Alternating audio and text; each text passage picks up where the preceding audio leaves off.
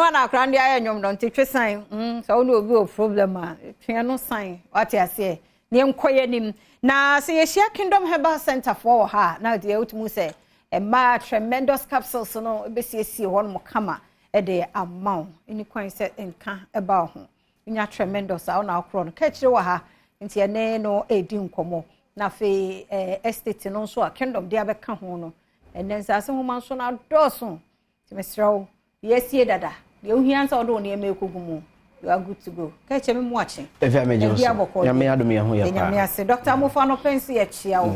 se wonso wa bi adwuma ama yenso yenya bi ya wonsum de mo adwaton de na beka ye ho nti wosum yenya sika tua yenka ti eda mo ase na me shira nti be me na yentie wa de chi bi ya ni pa foforo be TV no ti eda ya wa ta Kingdom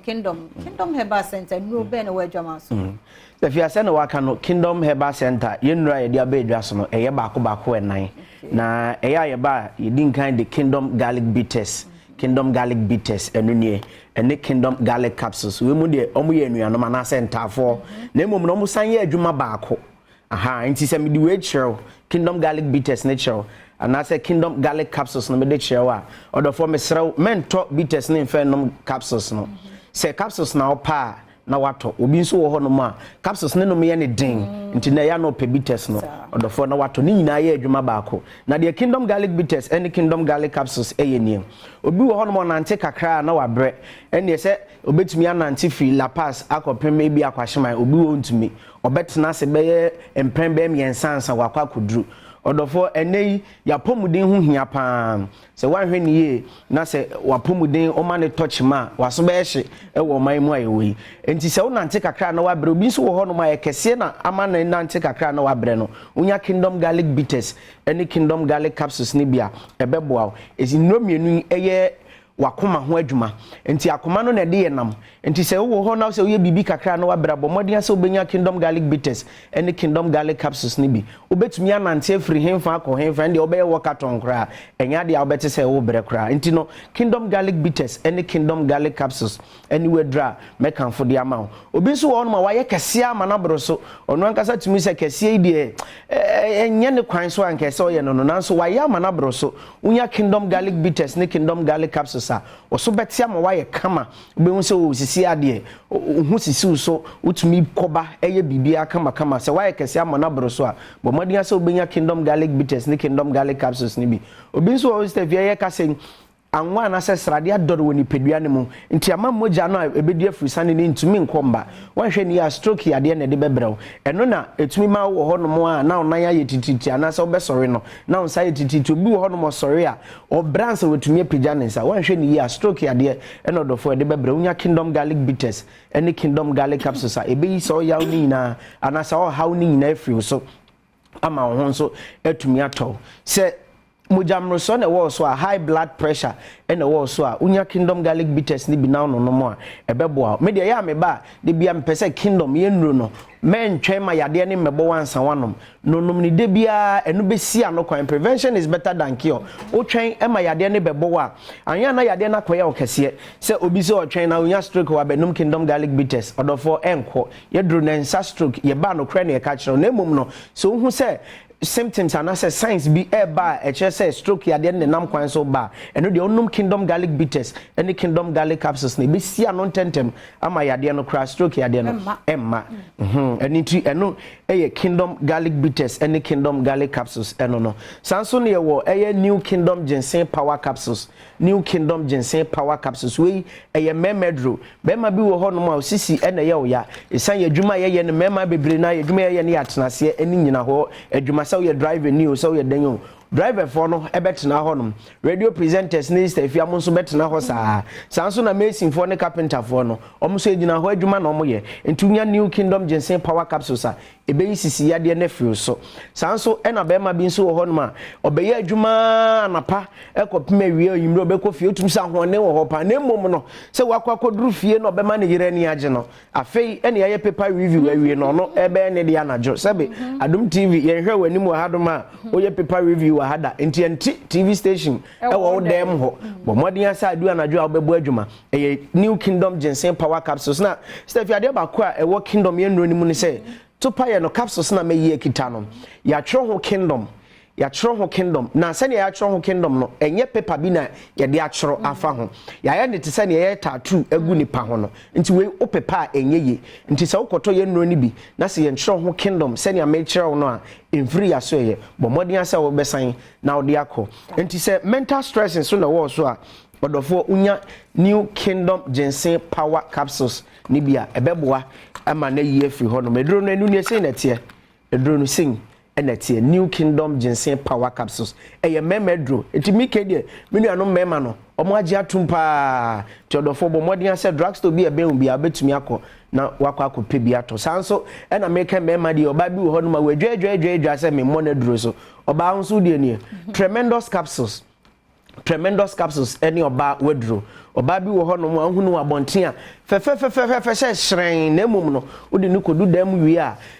anya na wenu ho kra se wo frɛ no bi wo ho no a oba ye be frɛ obaako ode be kodem ekire ubo nse on frɛ obi be ma ne frɛ obi ya na eniema bi e mema ne hu wo mo ho na ya no mo ani gye ho ba be ma bi wo ho no a isa fi ontumi mpɛ mu nkan kyerɛ nti oba wo ho no na wasiesie ho preko tremendous capsules so dey poor candidiasis why syphilis ya die bi ana say infections bi a hu wo ba no no bo mo ni aso bi tremendous capsules se wo tenka bi wo wase na nyenka eye anika bo mo ni aso bi tremendous capsules ebe yi every ho no my number no ne wi a yemfa homes no so nka Kingdom Herbal Center wo hwe ye kira kwan ye wo Kimberley Avenue Okanshi Drug Lane, Kimberley Avenue, Okanshi Drug Lane. And I said drugstore wo man mu bia kwa ubenya yenru amabobo so bi ato. Ubetumi afre Kingdom Herbal Center. Your numbers 0536 149 961 0536 149 961 we Kingdom Herbal Center your numbers no is if you we there e see a madofo be papa no mutumi e de omuti eto enu Kingdom Home Real Estate enso Kingdom for yenuma bako aba no no adan a yesisi adan kra mienu ekopem enson odofo wo honom na oni agapade oni bebi a odi uti betra area ho pa yesi ebisa ofie ebisa osika ntu wo honom a onya kakra na wape bebi a odi uti betra agapade o kina oni honom ahoma ene nchirima benya bebi ada na Kingdom Home Real Estate no we buri ena afenso ekropom broni beka se serene environment honom ye kama pa ufi honom na oba ete se meti Adom TV ha no me kon ni gina so kama nti enkwatena bebi a kronosem wo honum coach ade chia untumi nnane ade Kingdom Home Real Estate bo modern ase oni medin so yedan ni nyina CCTV cameras wo honum insio wo honum kenia wo sempo yedum kenia istafia de ere ni kan wom ne se ye san e wo standby generator ye beso e de amount nti ho de dum so de ni twaka e wo honum there be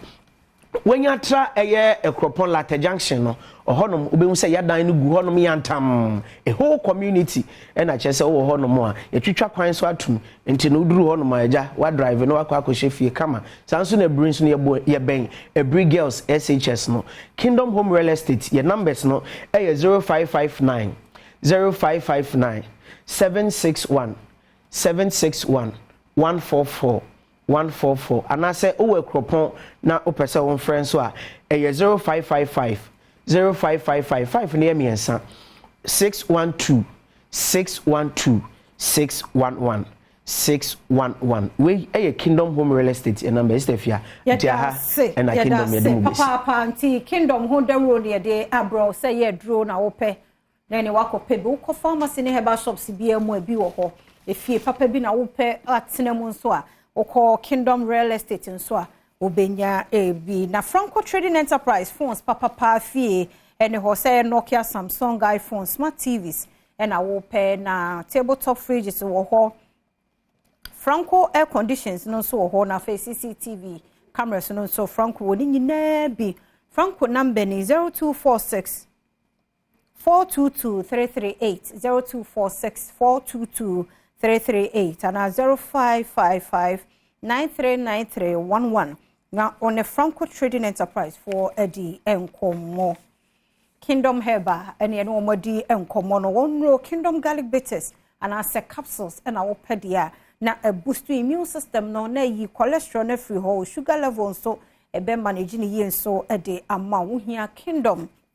Garlic Bitters and as capsules no ebi New Kingdom Ginseng Power Capsules I remember dia mental stress and remember stress kakra bi na adwojo ne yema nyina mesro nya binom na emo a wayemre ewo mpam nso a wonhia new kingdom ginseng power capsules na amawo extra energy na ode ayewaduma Kingdom Herbal Center okanshi drug lane ho na wobenya wo dodo pa no ukoho wobenya bi pharmacy ne chemical shops bi anso ebi ewo mfre 0536 149 961 0536 149 961 na wone Kingdom Herbal Center din komo Kingdom or say no challenger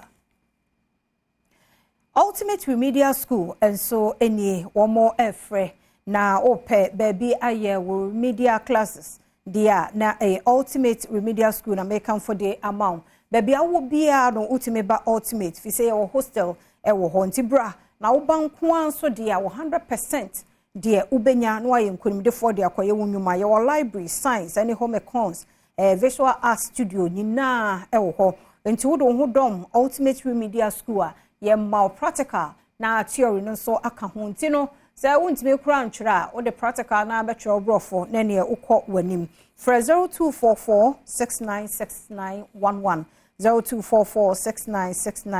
696911 and 0207 891 Ghana Post egusu Europe ne ma ne ma ye china Vals Day die na wo de kwache wa adofo